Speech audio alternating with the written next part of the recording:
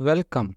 In this video, we will discuss about the framework that I have created in ADF. The problem that we are trying to solve here is to build something that is similar to copy data tool in ADF for a JDBC source, something that is reusable, easy to use for a JDBC source. Some logic of this is derived from my prior experience on project based on Airflow and Spark. Primary intent of this exercise is to understand the ADF and learn the concepts by implementing it on some real use case. Let's move on to the agenda of the session. First, let's start with the brief introduction about the project. Then next one is about the requirement and the design thoughts behind this framework. Next one is about the internals of the framework. Then we have a short demo of the framework, and then configuring the framework. Finally, we have the limitations and the lessons learned as a part of this exercise.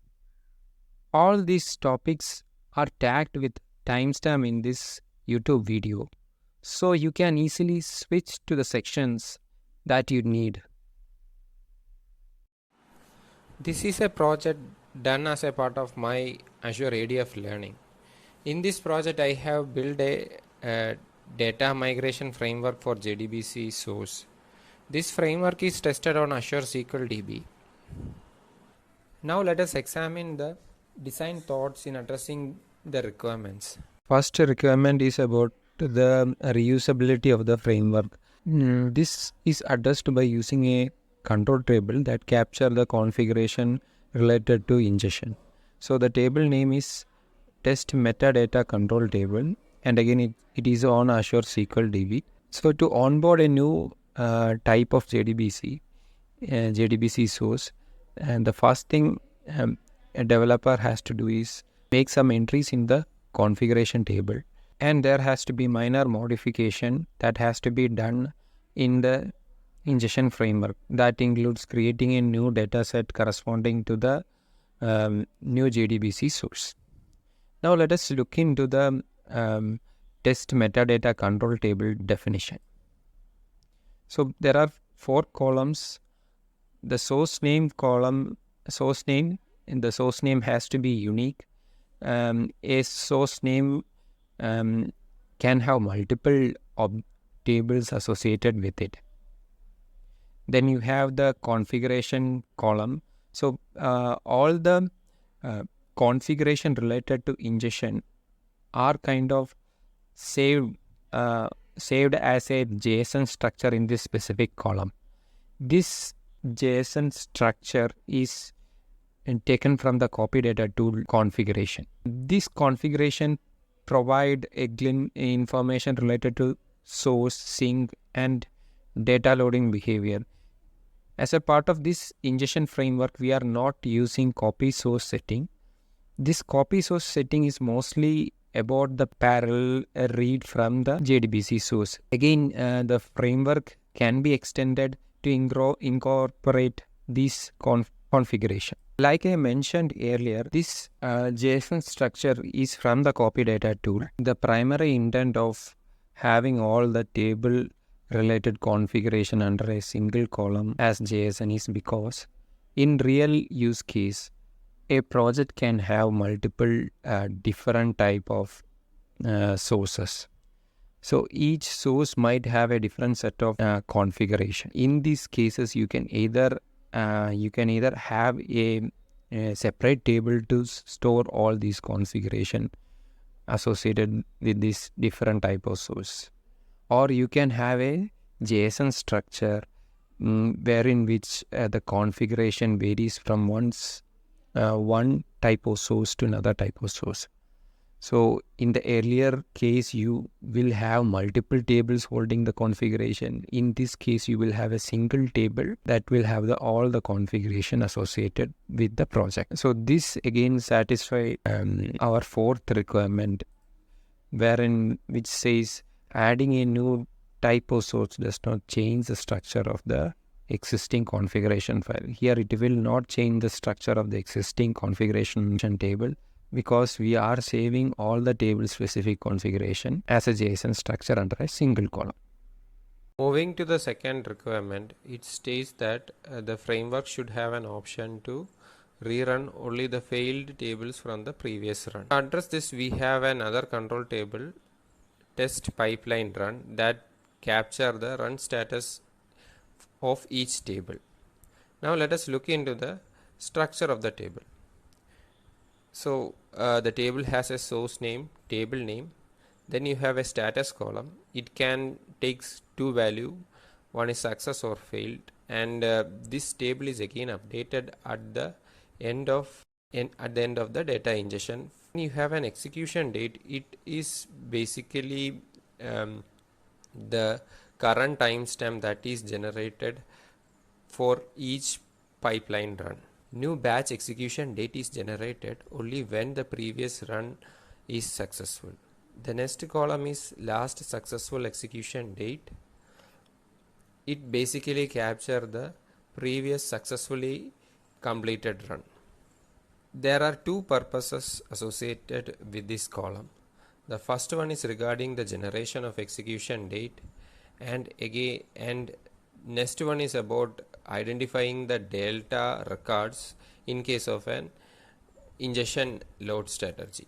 For a successful run, both the execution date and the last successful execution date will have same value, whereas in case of a failed run, the last execution date will have the previously completed successfully completed value in this column.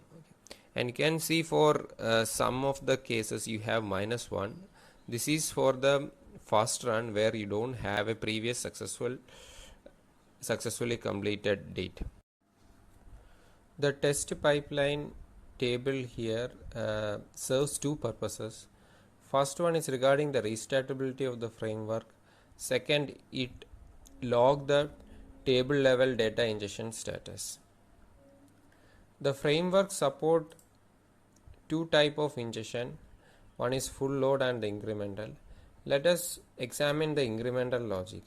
Again, this incremental logic is taken from this post. So you have the data ingestion framework that extract the data from the source table. It uses watermark column and the last successful execution date to identify the delta records. Any record that have the timestamp that is greater than or equal to the last successful execution date will be extracted from the source table. Those extracted data will be loaded into the cloud storage. Here we are adding two metadata information, row level, two metadata information. One is row level extra DTM, which is basically the current timestamp, and you have the you will have an execution date column, which is the batch execution date that is generated from the framework. Then the same data is loaded into the staging layer. From the staging layer to target table, the merge operation is performed.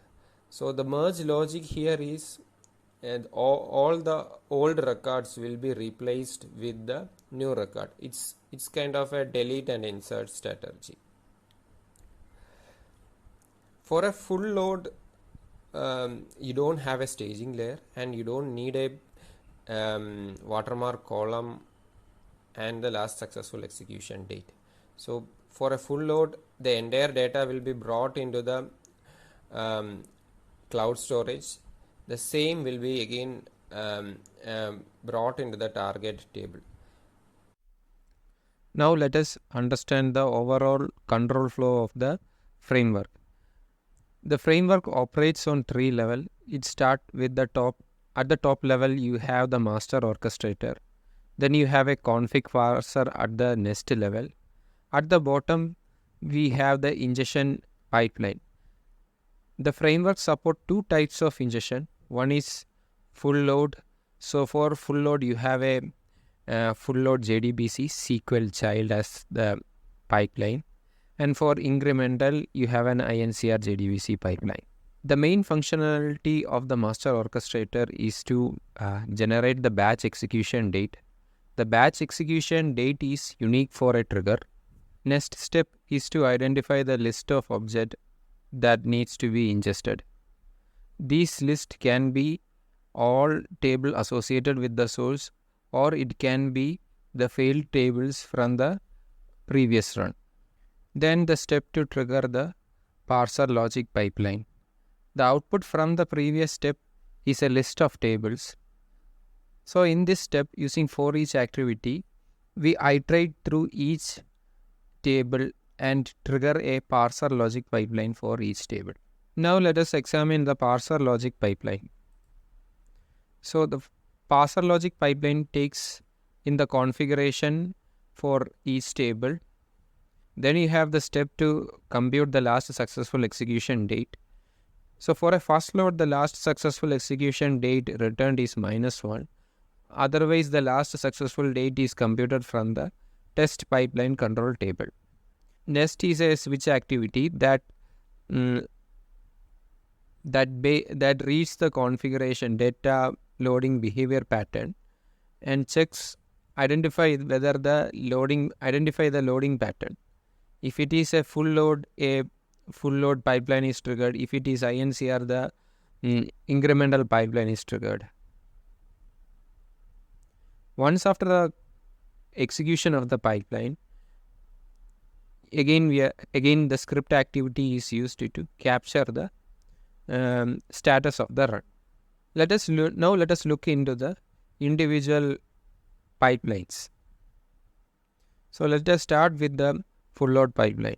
Full load pipeline uses two copy activity. The first copy activity reads from the source, JDBC source, and write it into a cloud storage in a Parquet format. And the copy activity adds two record level metadata information. One is row stack DTTM, another is batch execution date.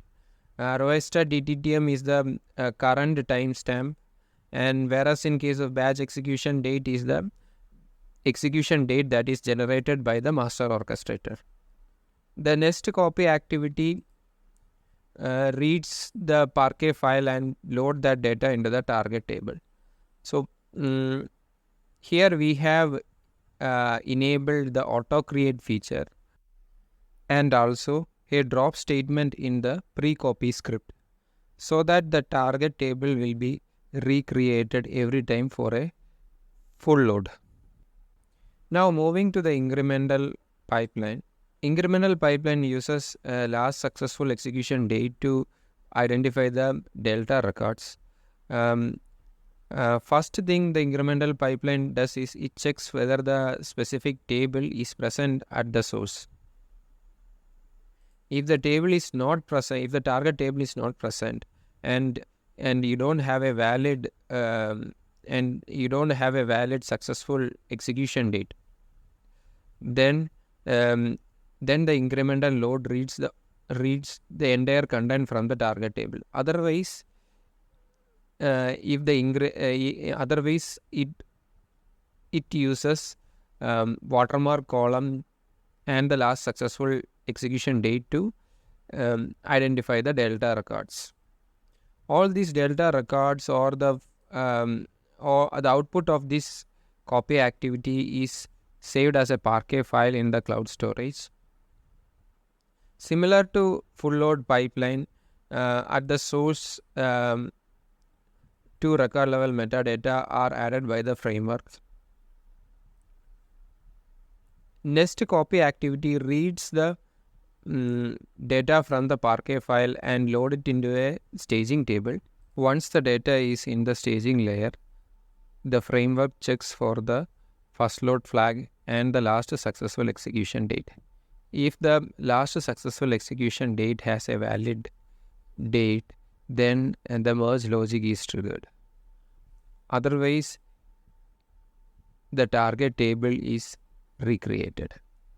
So this is the overall summary of the data ingestion framework. Let us now dive deep into each of the hierarchical level, starting with the master orchestrator.